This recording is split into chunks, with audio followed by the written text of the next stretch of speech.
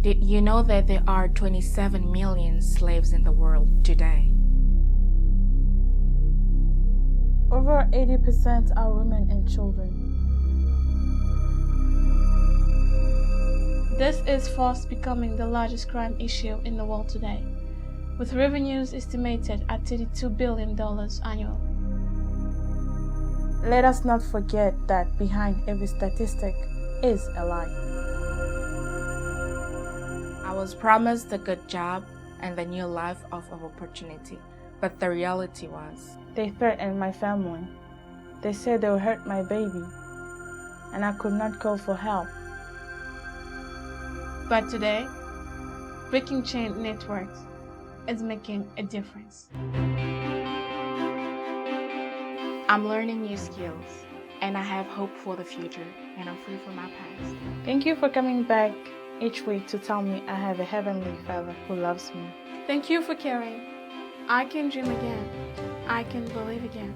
We began the ministry of Breaking Chains Network in February 2008 after attending the United Nations conference in Vienna, where we became aware of the global issue of human trafficking. And personally, I've been able to visit the red light districts of Brussels and Antwerp and Amsterdam here in Western Europe, and I met hundreds of girls who have found themselves in terrible situations. They were either tricked or forced into working the red light districts, and they need help getting out of these situations. And that's what Breaking Chains Network endeavors to do. We offer safe houses for them. We also work with them improving their educational skills, their vocational skills, so that they have alternatives to the work that they are currently finding themselves doing.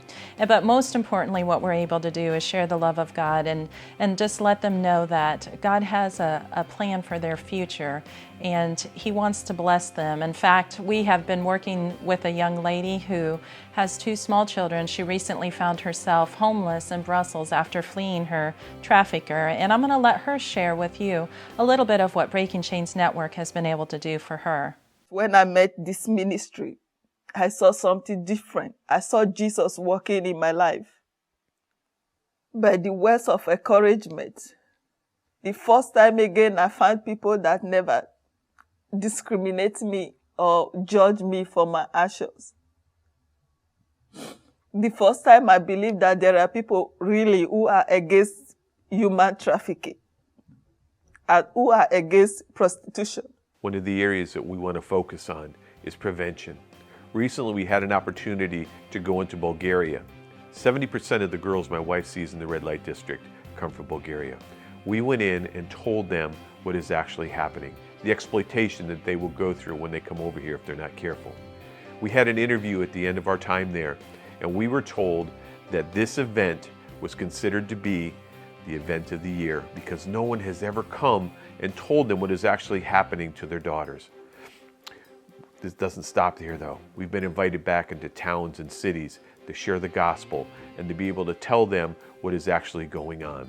We're so excited to recently open this ministry center right on the edge of the red light district here in Antwerp, where each week we're able to touch hundreds of lives in the district and tell them about the love of God and share with them a hope for their future. Thank you for partnering with us to make this happen on a monthly basis, and I'd like to challenge the rest of you to become part of our team. As we go into the district, we become your hands and your hearts extended with the love of Christ to these young women. I want to remind you that behind each statistic is a life. Will you help us make a difference?